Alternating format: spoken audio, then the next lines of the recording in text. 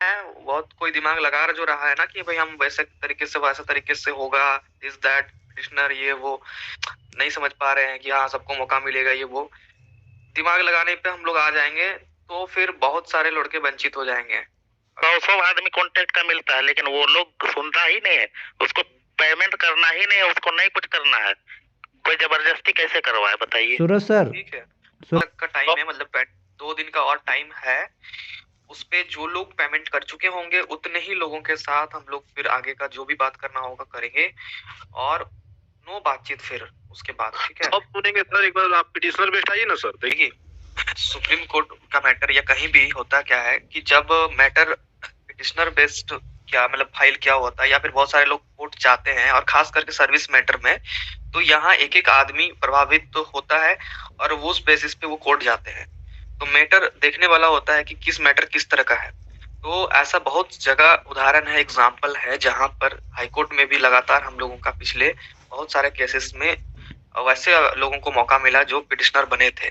सोनी कुमारी वाला केस जो highlighted case था झारखंड पे, जिसको सबको पता होगा, जिसमें टीचर वाला जो एग्जाम हुआ था और उसपे सोनी कुमारी जो है ना 13-11 वाला जो मामला था, जिसमें सोनी कुमारी जी का जो है वो मेरिट में जो है नंबर ज्यादा होते हुए भी कुछ दिक्कत हो गया था, जिसको नहीं आ पा रहा था। उस केस में फिर वो मैटर हाई कोर्ट से सुप्रीम कोर्ट गया, और जो लोग उस टाइम सपोर्ट कर रहे थे वैसे लोगों को ही सुप्रीम कोर्ट में लास्ट टाइम पे जो है ना मौका मिला।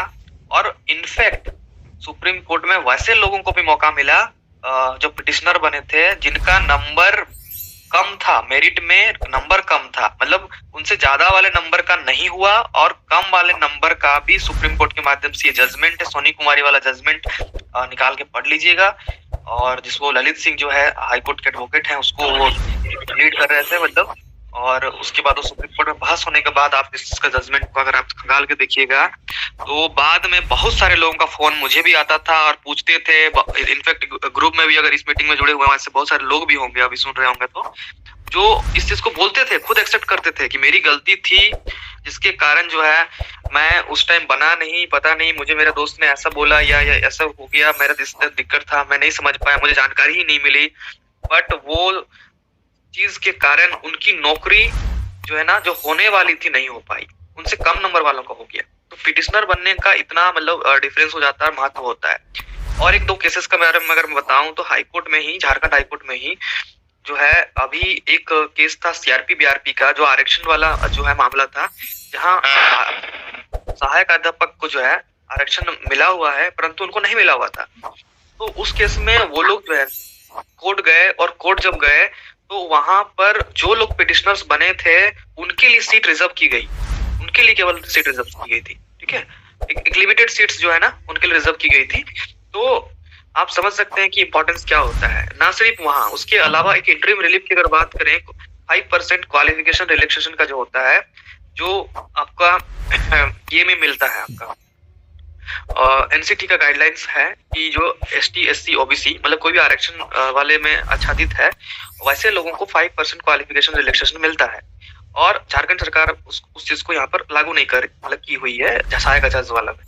तो इसको लेकर के भी कई सारे लोग जो है, हालांकि नया वाले में उसका संशोधन हुआ है और हम लोगों ने उस चीज को रिक्वेस्ट भी डाला था, लेकिन शुरू में ये चीज नहीं था। तो इसको लेकर के भी बहुत सारे लोग जो है हाईकोर्ट गए।